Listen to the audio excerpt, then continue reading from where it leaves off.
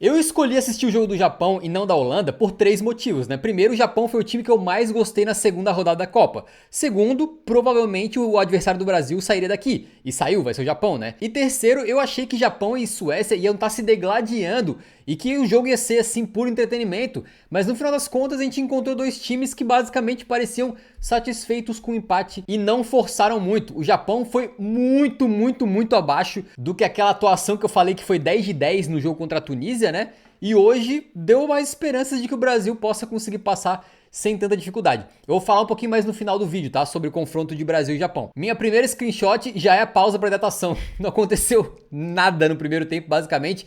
O momento que mais chamou a atenção foi o Rien, coitado. Que ele se lesionou e tava todo capenga ali fora de campo, mas ele se lesionou sozinho, né? O jogo muito travado, com uma intensidade baixíssima dos dois lados, né? Até que no finalzinho do primeiro tempo, o Japão consegue criar essa jogada em que o Maeda faz meio que um pivô dentro da área, coloca pro Nakamura, que eu acho que é meu jogador favorito da seleção do Japão. Ele joga na ala pela esquerda, mas ele desce pro ataque como um ponta, entra na área como se fosse um atacante. Ele é um jogador muito interessante mesmo. Ele finalizou no cantinho e o goleirão sueco foi catar no primeiro tempo, que olha só, isso aqui é o gráfico de momento de ataque, né, perigo de gol, mas vocês têm que ter noção que não é só ver as corzinhas, né, o tamanho da barrinha indica o tamanho do perigo dos ataques, então as barrinhas tudo pequenininha, não é porque realmente o jogo assim foi praticamente sem perigo nenhum, um duelo muito tático no meio campo, um jogo muito estudado com os dois times se respeitando bastante. No segundo tempo dá uma melhorada, né? O Tanaka finaliza de fora da área aqui. Ele é o motorzinho dessa seleção do Japão. Ele é basicamente, eu até brinquei no primeiro jogo, né?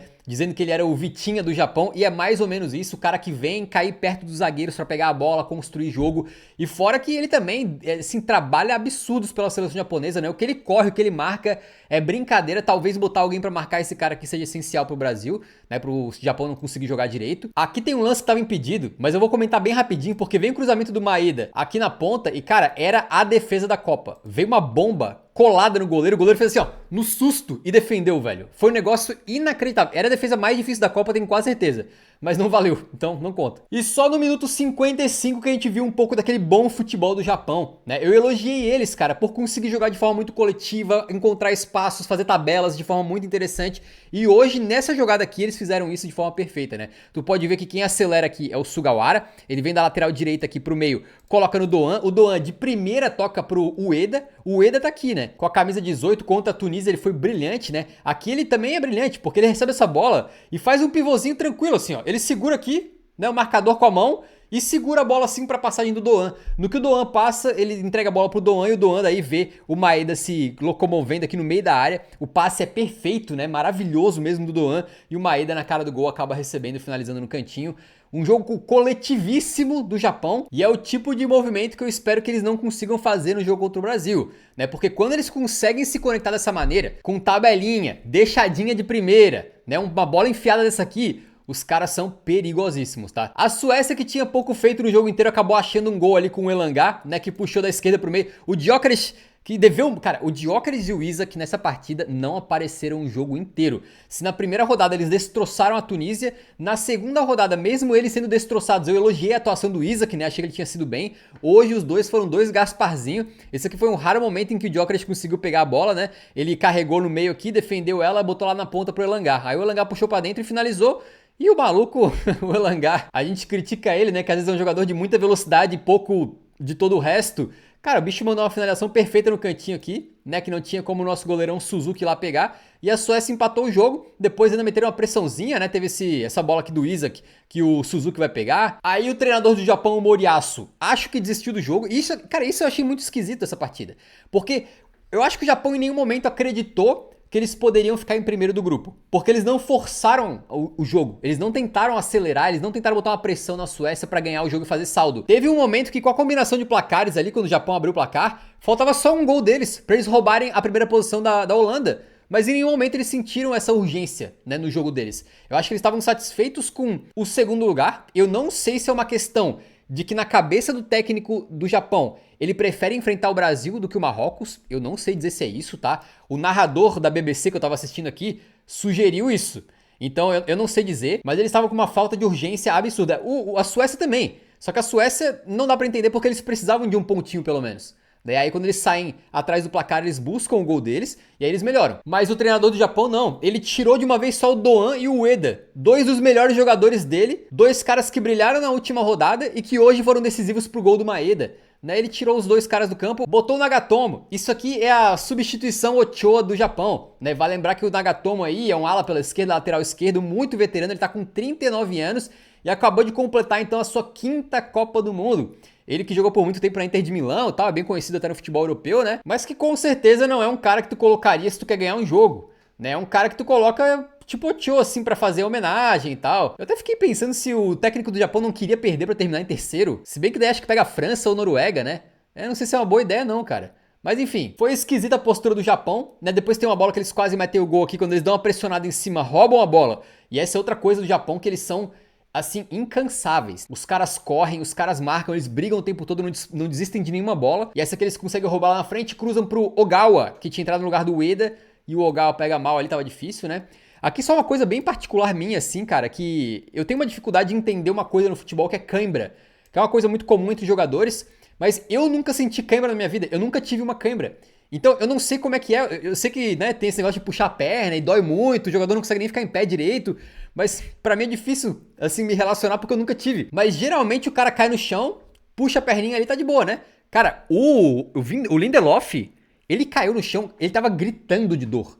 Eu acho que nunca tinha visto um jogador ter uma câimbra tão forte. O cara tava gritando. E aí dois jogadores assim com as pernas dele puxando pra baixo assim o pé, né, pra esticar, e ele gritando.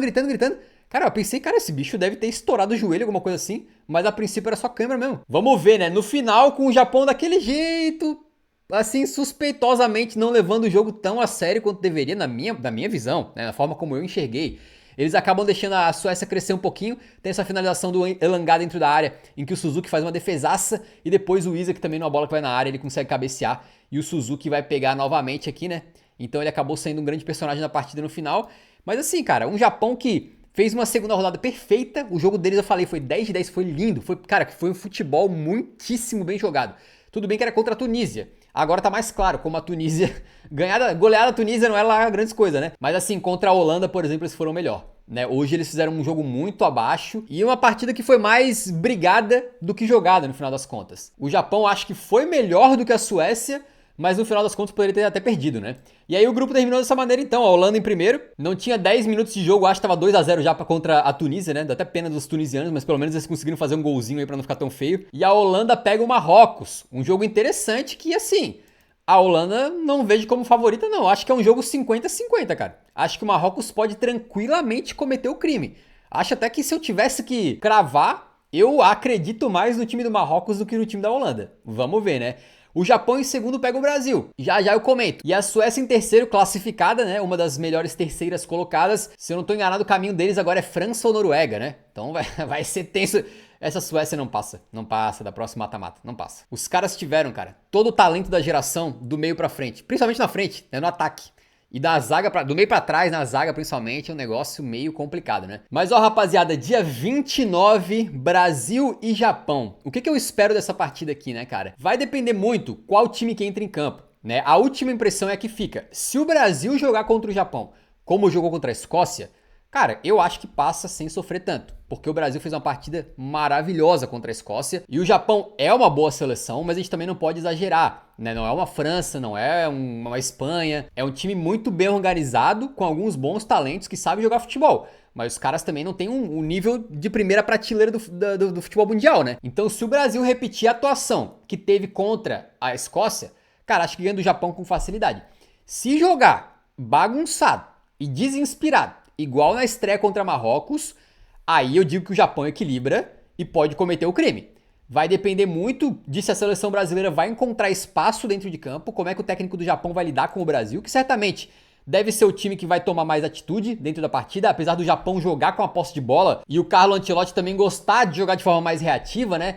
Eu duvido que o treinador do Japão vai deixar essa carta na mão do Ancelotti fácil, assim, pra poder botar o Vini Júnior no contra-ataque. Eu imagino que não. Imagino que na maior parte o Japão vai se defender um pouquinho mais e ver se o Brasil consegue quebrar eles. A gente vai depender da criatividade do Paquetá, que tá muito bem nos lançamentos, vai depender das bolas enfiadas do Bruno Guimarães, provavelmente, das corridas do Vini, obviamente. E lá atrás, a gente tem uma superioridade física muito grande sobre o Ueda, que é o centroavante do Japão. O Ueda, apesar de ser um cara bom assim, se tu comparar o tamanho dele e a força dele com o Marquinhos e o Gabriel Magalhães, cara, se ele jogar preso no meio da defesa do Brasil, ele não vai conseguir jogar direito, né? Eu imagino que ou eles vão optar por um cara diferente no ataque, ou eles vão tentar fazer com que o Ueda saia mais da área pra buscar jogo, pra tabelar melhor. Também imagino que o lado direito do Brasil pode ficar sob pressão, vamos ver se joga o Danilo por ali, como é que ele vai se sair, porque o Maeda cai naquele lado um pouquinho, ainda que ele joga com muita liberdade pelo meio também, né?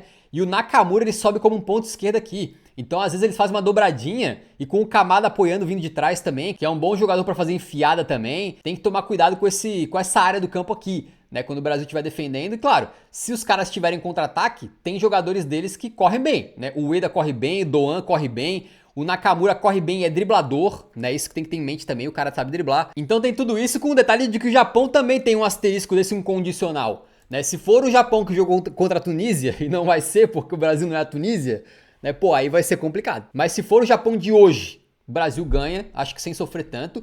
E se for o Japão contra a Holanda, eles podem dar uma complicada, mas o Brasil tem todas as condições e tem a obrigação de passar. A única coisa que o Brasil não pode fazer, nem eu, nem você, nem o Ancelotti, nem os jogadores, nem ninguém, é achar que vai ser baba, que o jogo tá ganho, que vai ser uma goleada e entrar em campo de salto alto. Porque se subestimar o time do Japão, cara, eles jogam direitinho.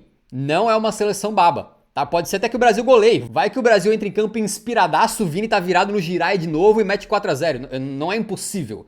Mas acredito eu que é uma partida um pouco mais ajustada. É papo de 2-1, 3-1, alguma coisa assim, imagino eu. Porque os caras sabem jogar bola. Não dá pra subestimar, tá? Acho que é um erro pensar que o Brasil vai golear e já começar a pensar lá na frente, se é a França, sei lá quem é que a gente vai enfrentar, né? Quando chegar o dia de Japão e Brasil, obviamente estarei aqui comentando. Então inscreva-se no canal se não for inscrito pra acompanhar o restante da Copa do Mundo com a gente, beleza?